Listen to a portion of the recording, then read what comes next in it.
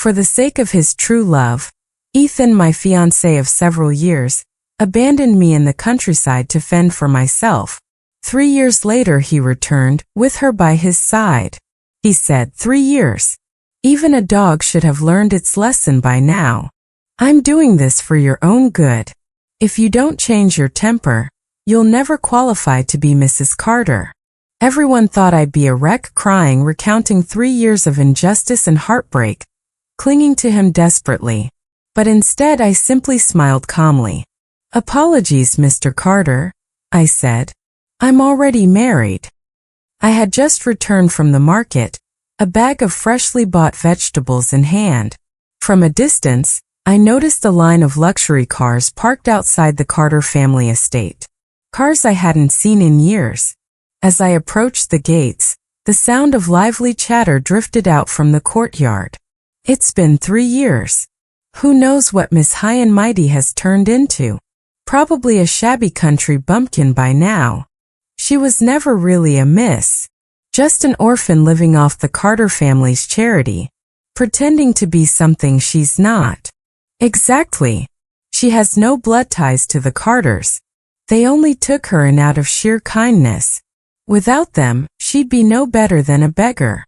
She was just young and foolish back then. I bet these past 3 years have taught her a lesson or two. A soft, gentle voice interrupted the mocking remarks, silencing the courtyard for a moment. I recognized that voice. It belonged to Sophia, Ethan's cherished darling. 3 years ago, after her father passed away in a car accident, Ethan brought her into the Carter household. And I, in turn, was sent away to the countryside. Before I left, Ethan had said to me, Sophia has already lost her family, and yet you still speak so cruelly to her. She's been nothing but kind to you. Don't you have a conscience? When you've learned to behave, when you've grown up, I'll bring you back. Otherwise, you'll stay there forever. This is for your own good. If you don't change, you'll never have the right to be Mrs. Carter. For my own good? What a noble excuse. For my own good meant favoring Sophia even in such circumstances. For my own good meant abandoning me in the countryside, completely ignoring me. He knew full well that I was on the verge of a breakdown back then. Hearing those words again now, all I felt was bitter irony. It's a good thing Sophia was so kind-hearted and didn't hold it against her. If it were me, I'd have made sure she spent a few years behind bars. Sophia's gentle voice interjected. Liv is still part of the Carter family after all.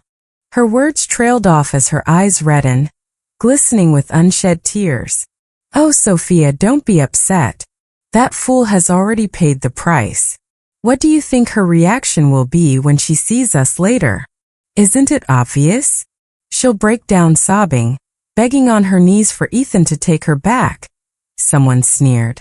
Ethan let out a cold chuckle. 3 years.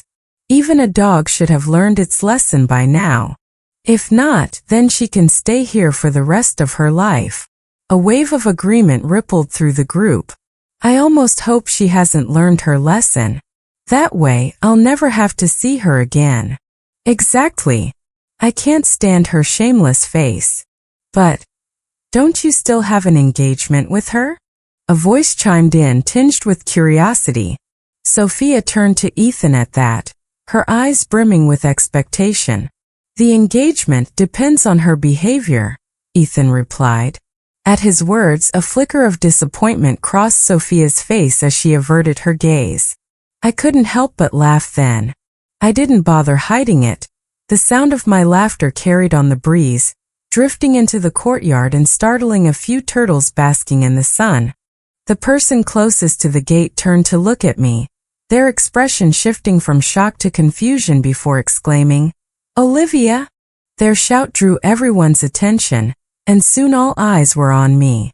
Is that really Olivia? How is that possible? Wasn't she supposed to have turned into some country bumpkin by now? I heard every word of their murmured disbelief and understood why they were so stunned. In their minds, after 3 years in the countryside, I should have been reduced to a shabby, weathered shadow of my former self. But standing before them now, I was anything but. I wore a simple yet elegant dress paired with a light cardigan, a camera slung around my neck. My hair and skin were well tended, and even my nails were manicured in a subtle nude shade. There wasn't a trace of the country bumpkin they'd pictured. Ethan's gaze slowly landed on me, a flicker of surprise flashing in his eyes. "Olivia," he called my name, his tone distant, completely different from the warmth he reserved for Sophia. I remembered a time when that contrast had left me hurt and resentful, when I'd cried and fought for his attention. But now? Not anymore.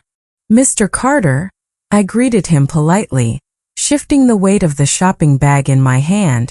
Ethan frowned slightly at my formal address. "It's only been 3 years. Is it really necessary to be so distant? I'm your fiancé. Is this how you speak to me? It seems 3 years wasn't long enough.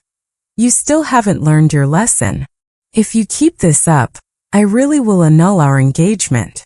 I glanced at him indifferently.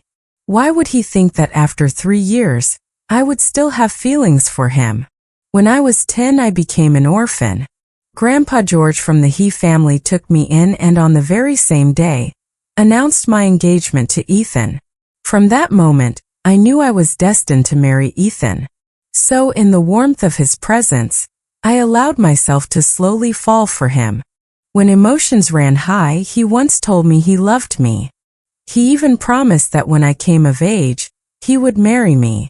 Until Sophia was brought into the He family, and everything changed. I watched as the love and care that once belonged to me were taken, bit by bit. I watched his unconditional favoritism towards her. I cried, I protested, and I even deliberately picked fights with Sophia. And yet, all I received in return were accusations and anger. Later, Sophia's necklace went missing. Ethan's first instinct was to confront me about it. I may not have liked Sophia, but I wasn't shameless enough to steal from her. Besides, during that time, the little cat I had raised for 8 years was sick and hospitalized. That cat was a birthday gift from Ethan. To care for it, I rented a place near the veterinary hospital and hadn't returned to the He family home in quite a while. I held my head high and defended myself against Ethan's accusations. But to my shock, her necklace was found in a long-forgotten coat of mine. Ethan hit me, and he shattered the only keepsake my parents had left me. Looking at the broken bracelet lying in pieces on the ground, I lost control and lunged at Ethan in a frenzy. In the chaos, Sophia fell down the stairs. After that, Ethan sent me to the countryside, and my little cat didn't survive that summer. Now, as I remained silent, Ethan's expression grew impatient. Just as he was about to lash out, I raised my hand, showing off a ring. "Sorry, Mr. He," I said calmly. "I'm already married." Ethan's brows furrowed deeply at my words.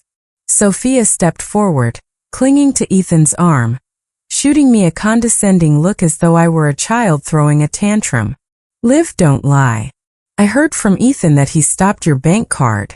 So where did all these clothes come from? You're young. Don't let yourself be deceived by people with bad intentions." Her words barely left her mouth when Ethan's gaze finally landed on my outfit. His expression darkened slowly, likely recalling that he had indeed cut off all my financial support. To them, without the He family's money, I didn't deserve to wear anything nice. His friends, who had been watching, chimed in sarcastically. "Olivia, don't tell me someone's keeping you. In this backwater countryside, is your sugar daddy some old man who couldn't find a wife?" Ethan's face turned stormy at once, his eyes blazing with anger as he glared at me. "Olivia, have you no shame? If you don't care about your reputation, fine, but don't drag the He family's name through the mud." From the look on his face, it was clear he believed I had stooped so low, becoming someone's mistress. But Ethan, after all these years of knowing me, despite how little you might care for me, you should at least know my character. Do you really believe I would sell myself for money? Surveying the room, I let out a cold laugh. Shame? I should be asking you. Did you come all this way just to make a scene? Olivia, you don't rely on men or the he family. I can live perfectly well on my own. Ethan, caught off guard by my retort, froze for a moment. Then he sneered. Without the he family? Just you. Olivia, you. Stop overestimating yourself. I know exactly what you're trying to do. This is all just a ploy to get my attention. His words made me laugh out loud out of sheer disbelief. This man must not speak human language. Get his attention? Does he even deserve it? Without thinking, I grabbed an egg from the basket beside me and hurled it at him. Unprepared, the egg hit him squarely in the face, leaving a sticky mess dripping down. Ethan! Sophia gasped in shock. Ethan closed his eyes briefly, wiping the egg off his face with a hand. His gaze darkened as he raised his hand towards me. I quickly stepped back, letting out a cold scoff. What's the matter? Does the great Mr. He want to hit me again? His hand paused midair, and he took a deep breath. Olivia, you've got some nerve. Fine. Stay here. Stay here for the rest of your life. With that, he stormed off. As the main character left, the group of sycophants who had come along quickly followed. Sophia lingered behind. As she passed by me, she leaned in and whispered softly, "Thank you, Liv. If it weren't for you, Ethan wouldn't have seen how good I am." I didn't respond. What she flaunted was nothing more than the garbage I had long discarded. If she enjoyed picking up trash, so be it. Once everyone had gone, I picked up the basket of vegetables and headed for the house across from the He family estate. Inside, a man was in the middle of a video conference. When he saw me enter, he muted himself and smiled as he took the basket from my hands. I told you to wait for me to finish and go together. Were you tired? I shook my head and followed him into the kitchen. I buy the groceries and film content and you cook. It's perfectly fair. The man suddenly stopped and caught off guard. I bumped right into him. He turned around, bent down, and playfully pinched my nose. You little rascal, since when have you ever cooked a meal in this house? I heard some commotion outside earlier. Did something happen? Thinking back to what had just occurred, I pursed my lips slightly. Ethan came by, said he wanted to take me back. I gave him a piece of my mind. Hearing this, the man's brows furrowed. Ethan's still young. It's good you put him in his place. He needs to learn boundaries. I looked at him, raising an eyebrow. That's it? He smiled faintly, then out of nowhere, scooped me up in his arms and carried me toward the bedroom. I know all about your past with him, he said. I can't deny it makes me a little jealous. But you're here with me now, and that's all that matters. As he spoke, his lips descended upon mine. His kiss was fiery, consuming, melting me bit by bit until I couldn't help but lose myself in him. The next time I saw Ethan was a month later, at Emma's engagement party. Emma, my best friend, had made a special trip to the countryside to personally invite me. I couldn't refuse her relentless pleading, so I reluctantly agreed. Seeing Ethan and Sophia, there was no surprise to me. The moment Emma spotted them, she immediately rushed over like a mother hen protecting her chick, pulling me behind her. She motioned for her fiancé Leo to entertain them. Leo happened to be Ethan's friend. Meanwhile, Emma tugged me into a corner. Liv, I'm so sorry.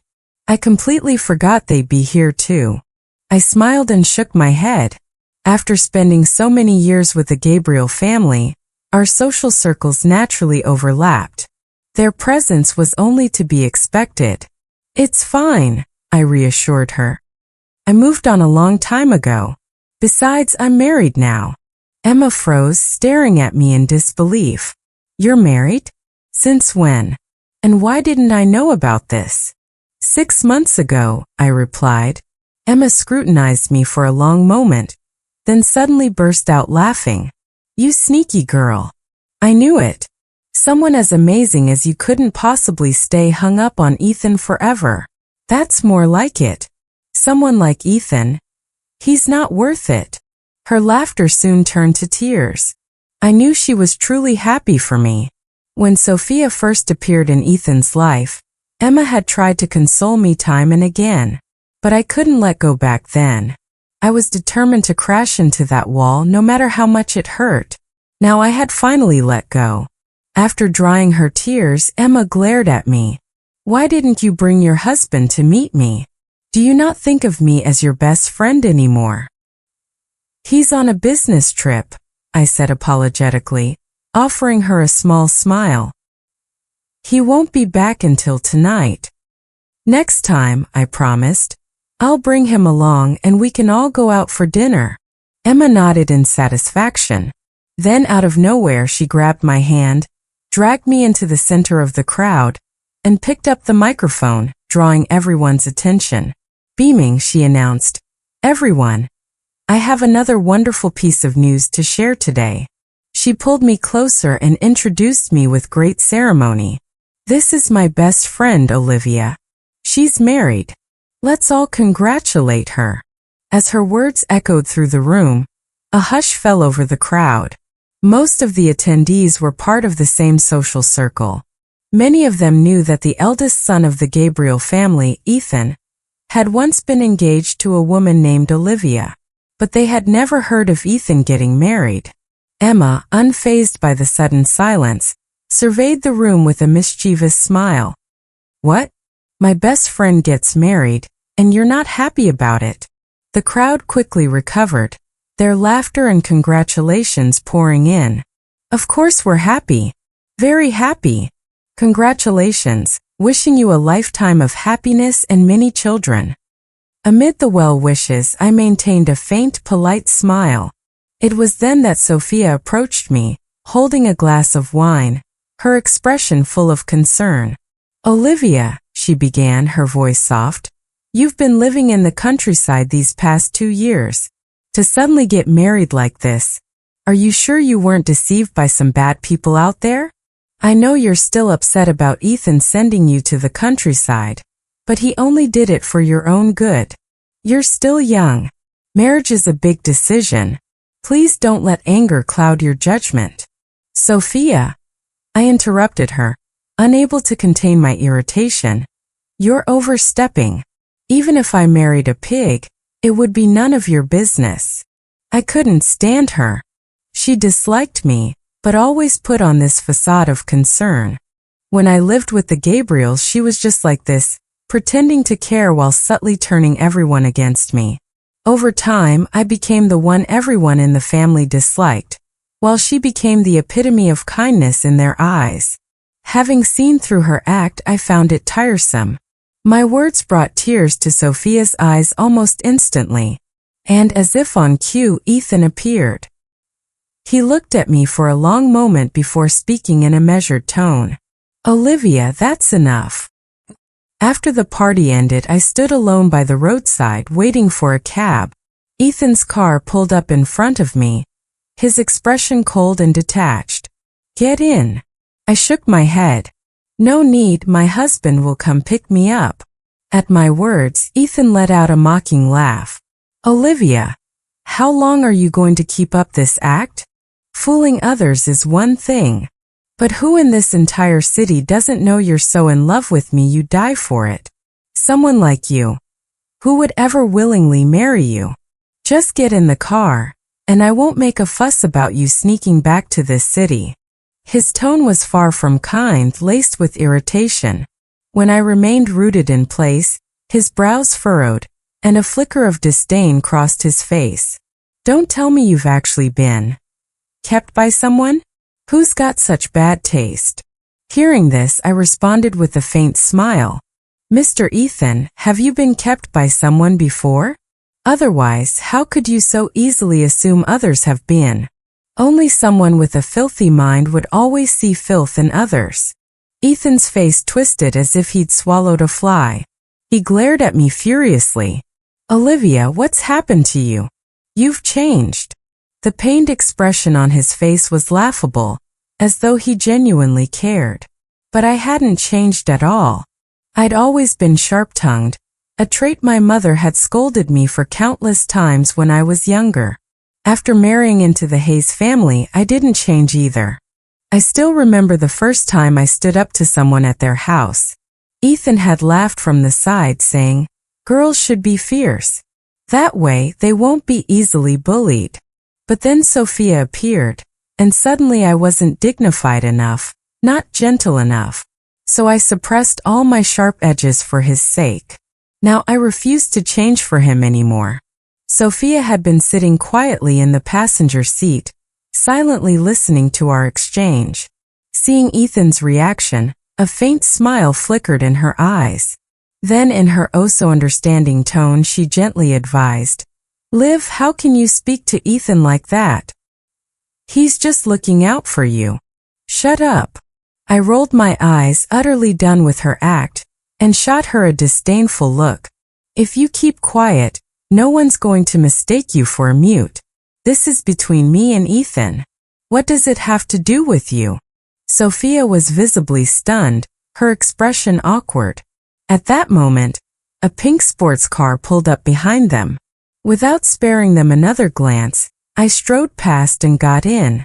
As the engine revved to life, I could still hear Ethan's furious shouting behind me. That night, a call from an unknown number came through. I picked up only to hear Leo's voice, Ethan's close friend. "Liv, what are you up to?" I turned off the music playing in the background. "Prenatal education." There was a brief pause on the other end before Leo asked, puzzled, "Prenatal? As in what I think it means?" I nodded. Probably what you think." Leo sounded incredulous. "Cut it out. You and Ethan haven't seen each other in ages. How could you possibly be pregnant?" I replied evenly, "The child isn't his." There was a loud gasp from Leo. "No way. You're really married and pregnant." I asked back, "Why?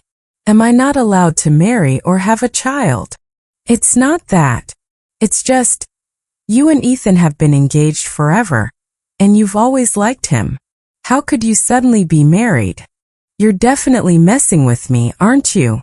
At his words, I laughed. Why was it so hard for them to believe me? Marriage is a big deal. How could I lie about something like that? "It's true," I said after a pause. "I'll invite you to the wedding when it happens." As soon as I finished speaking, I heard a commotion on the other end of the line, and the call abruptly ended. I didn't think much of it. Ethan's group of friends, 9 out of 10 of them looked down on me, even during the times when Ethan treated me best. After Sophia showed up, they only grew bolder in their disdain. There were so many times I overheard them bad-mouthing me. Before long, another call came in. It was Ethan. I knew the moment I saw the number. As I answered, before I could say a word, his furious voice boomed through the phone. "Olivia, get rid of the baby." I couldn't help but laugh at the absurdity. "Are you out of your mind?" His tone grew even harsher. "Olivia," I said, "get rid of the baby." His voice was so loud it didn't even need to be on speaker to carry across the room. I held the phone away from my ear and said coldly, "If you don't have anything else to say, I'm hanging up. Did you not and hear me? Where are you right now?" Having known Ethan for so many years, I was well acquainted with his outbursts. His yelling didn't faze me at all. He kept demanding an answer, his anger escalating. Suddenly, the phone was gently taken from my hand. A deep, soothing voice replaced mine. "Liv is going to sleep now. Whatever it is, you can talk about it another day." It was Gabriel. Before Ethan could respond, Gabriel hung up. I turned to look at him, only to meet his laughing eyes. He effortlessly scooped me into his arms, and I instinctively wrapped mine around his neck. I could still catch the faint scent of his body wash in the air, peach my favorite. Gently, I nudged him and his warm, amused voice sounded above me. "Looks like I'll have to work harder. Wouldn't want your prenatal care efforts to go to waste." I chuckled softly. "Don't listen to me rambling nonsense." Gabriel leaned down, planting a tender kiss on my lips. His voice, though muffled, carried a trace of determination. It won't just be nonsense for much longer. 3 days later, I returned to the Hayes family home. Gabriel accompanied me to visit George, the family patriarch. He was the one who had brought me into the Hayes family all those years ago, and he had always treated me like his own granddaughter. Over the years, his health had gradually declined, and he spent most of his time abroad receiving medical care. This trip back home was for his 80th birthday. Word was that after the celebration, he'd be heading overseas again to continue treatment. After seeing George, Gabriel received a phone call and stepped out to the garden. I chose to wait for him in a quiet corner. "I thought you wouldn't come back." The voice startled me. Turning, I saw Ethan standing behind me, his expression dark and brooding. Ignoring his hostility, I smiled faintly. "It's Grandpa's birthday. Of course I had to come back. And I thought it was a good opportunity to introduce my husband to him." Ethan's glare turned colder. "What now? Have you come up with new tricks? All these years in the countryside, were you scheming ways to provoke me once you returned? Let me tell you, don't even dream about it. I'm going to tell Grandpa to annul our engagement." His gaze shifted to my stomach, and his tone grew cruel. "Take that bastard child of yours and get out of the Hayes family. I never want to see you again." Before I could respond, a calm yet authoritative voice interrupted. "Oh, quite the display of dominance, Ethan. I didn't realize the Hayes family was under your command now." Ethan froze, his body tensing. He turned to see Gabriel walking toward us. "Uncle," Ethan greeted stiffly. Gabriel came to my side, taking my hand in his. His gaze rested coldly on Ethan. "Uncle? I don't think I deserve that. Not when you're trying to drive your aunt out of the family." Ethan's face turned ghostly pale, his eyes darting to our joined hands. His voice faltered as he stammered. You're saying she's my aunt? Olivia. And you." Gabriel's gaze sharpened, and his tone dropped a degree. "She is your aunt. Is that how you address her?" Ethan's face was ashen, but he quickly collected himself. Throughout the family banquet that followed, he wore a composed expression, as if the earlier confrontation hadn't happened at all. When the celebration ended, Gabriel went to fetch the car, and I waited for him by the entrance. As I stood there, Ethan appeared out of nowhere, dragging me into a secluded corner. His eyes were icy, his voice laced with suppressed anger.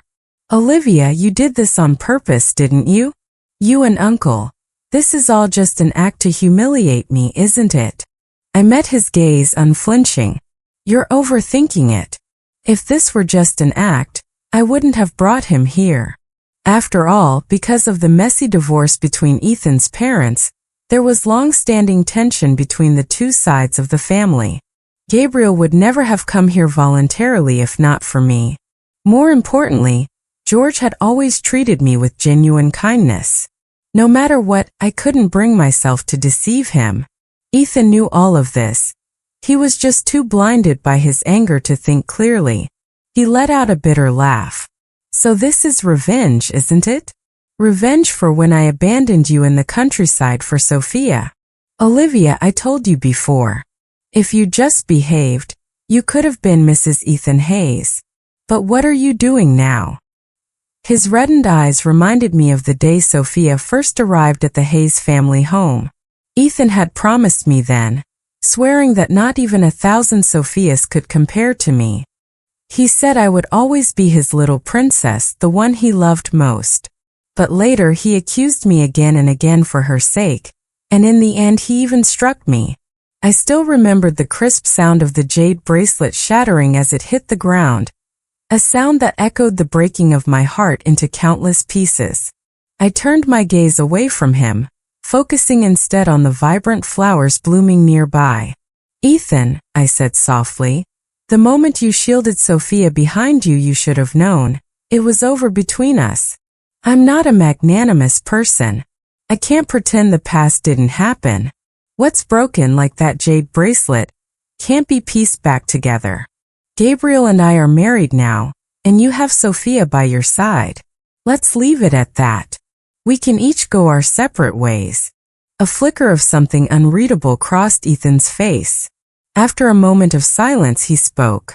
Olivia, how can you be so heartless? I do care about you, really. I just felt sorry for Sophia. She lost both her parents. His voice trembled, as if he was trying to rein in his emotions. Hearing this, I couldn't help but laugh, the sound tinged with bitterness. Sophia lost her parents, so she's pitiable. And what about me? I lost my parents when I was 5. By the time I was 10, I'd lost my grandfather too, the only family I had left. Does that not make me worthy of pity? How biased must a person be to say something like that? If he truly cared about me, how could he have abandoned me in the countryside for 3 years without a word? I looked at him and softly asked, Ethan, do you remember why I came to the Hayes family in the first place? Ethan froze, his body stiffening as his face turned pale. He opened his mouth as if to explain, but no words came out in the end. I didn't look at his expression. I simply rolled up my sleeve, revealing the scars on my arm. Perhaps you didn't know, but when you first sent me to the countryside, I fell into depression. I tried to end my life multiple times. There were so many moments when I thought I wouldn't make it. But thankfully I survived. And I met someone who truly loves me. Just then, headlights flickered in the distance. It was Gabriel. He's here. I'm leaving now. Ethan stayed silent, his head bowed. I pulled my arm free from his grip and turned to walk away. It wasn't until the car had driven far from him that I received a message from Ethan. Olivia, you once said you'd only marry me in this lifetime. Yes, I did say that. Back when I loved Ethan with all my heart. At the time, I believed I would marry Ethan someday. I believed Ethan would love only me for the rest of his life. So I made that promise with absolute certainty. But now I've broken that promise. Because Ethan, you were the one who turned away first. I didn't reply to his message. I casually tossed my phone onto the back seat. Gabriel glanced at me from the corner of his eye and asked, Was that Ethan? I nodded lightly. Yeah. That guy's been out of line these past few years. Thinks everything belongs to him. He'll figure it out eventually. Hearing this, I smiled and looked at him. What's this? You're not jealous. This man wasn't exactly the generous type. Back then, he'd even made me throw away everything I'd brought with me from the Hayes family to the countryside. Gabriel didn't respond, but he quickly pulled the car into a secluded spot and parked. He leaned in, biting my lips as he spoke in a low, possessive voice. How could I not be? But I love you, so I'll accept everything about your past. Besides, you're my wife now. I won't ever let you go. I smiled and kissed him back. Not only would he never let me go, but I would never let him go either. After that day, I never saw Ethan again. Emma invited me out for some shopping, and as we strolled, she couldn't help but complain about Ethan. Ethan's such a mess. Something seriously wrong with his head. I heard from Leo that on the night of my engagement party, he went to a bar and smashed the place up for no apparent reason. If you didn't know better, you'd think he had a crush on me or something. She burst out laughing at her own joke. After her laughter subsided, she continued. But it's been ages since anyone's seen Ethan.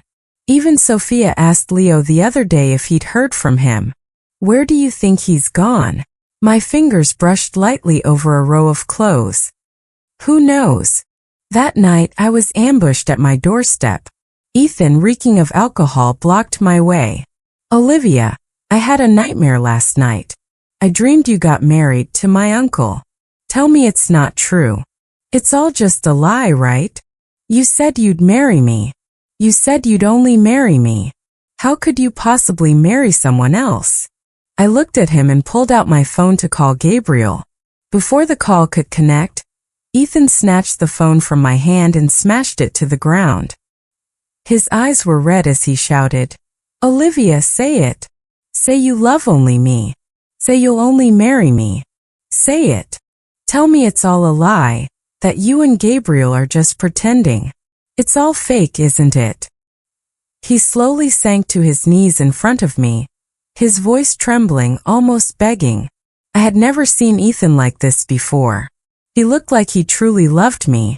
If this had been in the past, I would have thrown myself into his arms and cried my heart out. But now everything had changed. I looked down at him from above, my voice cold and detached. Ethan, if you want to play the role of a devoted lover, then go find Sophia. I don't need it. He kept his head down so I couldn't see his expression. After a long pause, he finally spoke, his voice low and hoarse. Olivia, I know I was wrong. These past few days I've been to the countryside. I visited every place you lived during those 3 years. I even met the psychologist you saw back then. I know I was wrong. If I could, would you give me a chance to make it up to you? To fix all the pain I caused you? I can take you somewhere no one knows us, just the two of us. I'll make you the happiest woman in the world. Please, Liv. Hearing him call me Liv, I felt a moment of disorientation. Since Sophia had entered the picture, he hadn't called me that. It had always been my full name. Now he was calling me Liv again, but I felt no joy at all. No, I said. We're over, Ethan. Just like that jade bracelet of mine. It's long since shattered. I moved to leave, stepping past him. He grabbed my hand without a word, but I could feel his trembling touch. I ignored him, instead smiling slowly at the approaching figure.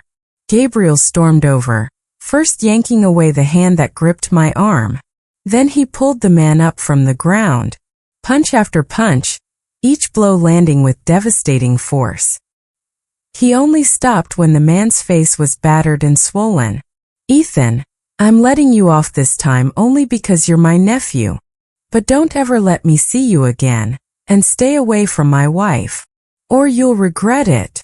With that, he wiped his hands clean and took mine, leading me home. Ethan lay there like a discarded rag, motionless. That night, Gabriel kept me occupied for hours, and Ethan never came looking for me again. The next time I saw him was at a conference. He looked gaunt with Sophia by his side. I nodded to them politely, then went to find my seat. As I left, I could feel his gaze following me. During the break, Sophia approached me. Olivia, since you're already married to Ethan's uncle, could you please stay away from him? Stop finding excuses to get close to him, will you? Do you have any idea what he's been going through these days? He was ready to throw his life away for you. I met her gaze. Still so self-righteous, still so irritating. Miss Sophia, I said coldly, whatever he does has nothing to do with me. Besides, I was invited here by the organizers. I don't have the power to influence their guest list. This conference was government-sponsored, and attendees were contributors from various industries.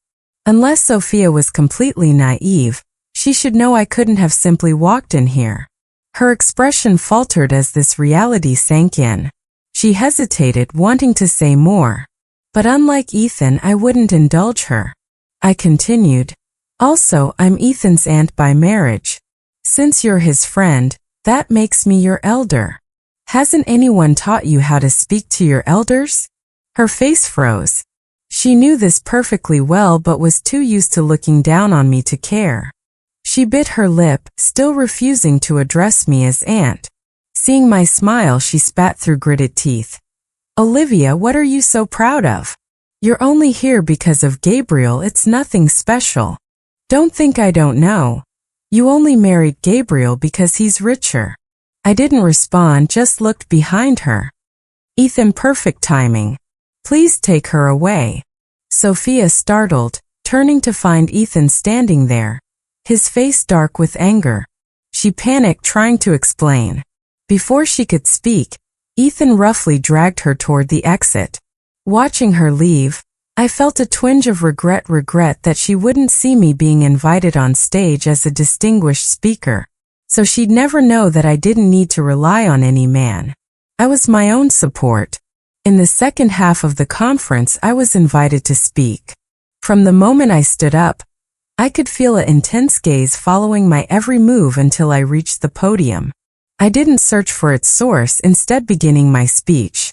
Hello everyone, I'm Olivia. As I finished, the hall erupted in applause.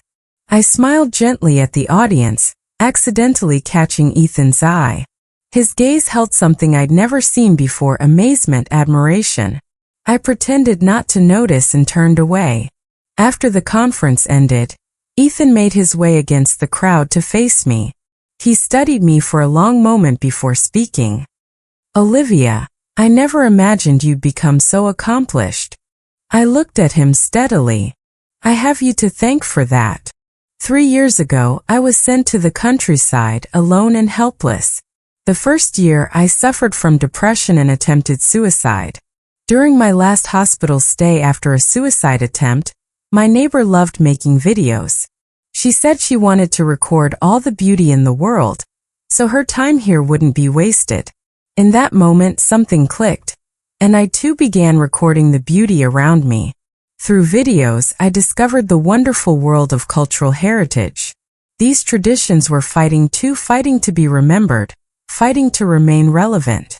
Just like me, as I struggled to find meaning in my future.